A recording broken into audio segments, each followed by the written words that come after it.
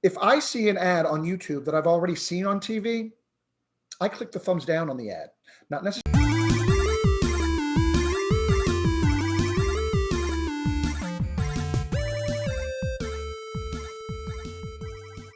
I'm Dennis O'Hara, the Digital Orator, and you're watching the Social Media Minute. Thanks for joining me today.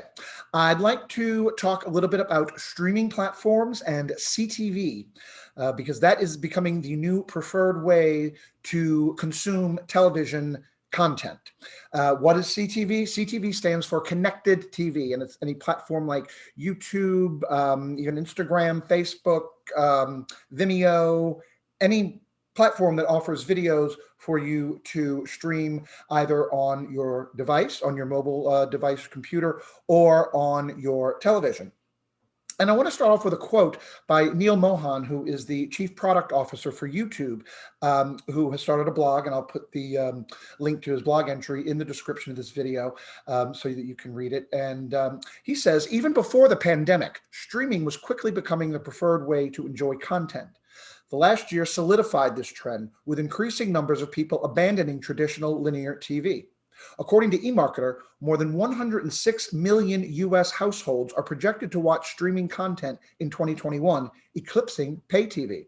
Pay TV is, of course, cable, satellite, things like that. Continuing with the blog, viewers are leaving behind traditional prime time, and YouTube is finding that the new prime time is personal.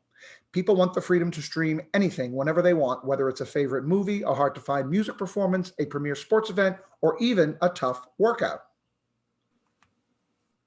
So what are some of the things we can take away from this? As TV consumers, as viewers, we have a lot more of a chance to get a personalized experience on even our primetime TV watching. It's not just whatever the networks throw out anymore. It also can personalize our ad experience. If I see an ad on YouTube that I've already seen on TV, I click the thumbs down on the ad. Not necessarily the video. You can dislike an advertisement and still like the content of the video. Never dislike a video simply because you dislike the ad. You can always thumbs down the ad and still thumbs up the video. It helps creators and content producers. But I hit thumbs down because I go on YouTube and I go on TikTok and I go on Facebook for different experiences. If I wanted traditional TV, I would watch traditional TV. And for the younger generation, it's even becoming more of a streaming service that they're watching rather than traditional television. I was speaking to a young man yesterday who said he remembers watching a lot of TV when he was a kid. Now he's 18. He says he hardly watches anything on TV anymore besides live sports. So everything else he consumes on YouTube.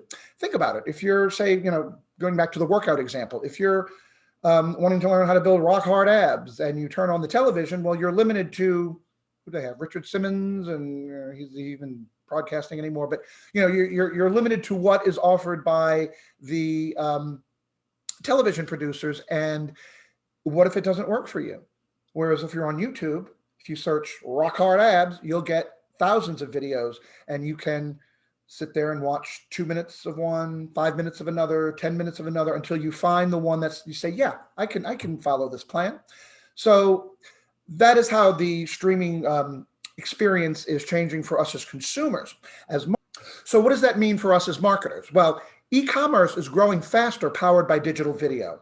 According to the US Department of Commerce, in 2020, online shopping share of total retail sales hit 21.3%, a 44% spike from the previous year, from 2019. The pandemic obviously had a lot to do with that, and also the prevalence of digital video. People like to interact with the store or the retailer or the producer or the creator of the products and services that they buy, and then make a purchasing decision on that. And YouTube will be adding some more tools to help e-commerce creators coming up in 2021. So all that's very exciting. And the third takeaway from this blog entry by Neil Mohan is that short form content is here for the long run. It offers easy paths to creation and consumption. Mobile devices offer simple but powerful tools for anyone wanting to create or watch compelling content. And of course, ever since TikTok became mainstream, it seems as though everyone is coming out with sort of an answer for that mindset. And YouTube is doing it with something called Shorts. And Shorts is very similar to TikTok, 15-second video clips. And they started rolling it out in India last year. And now they will bring it to the United States.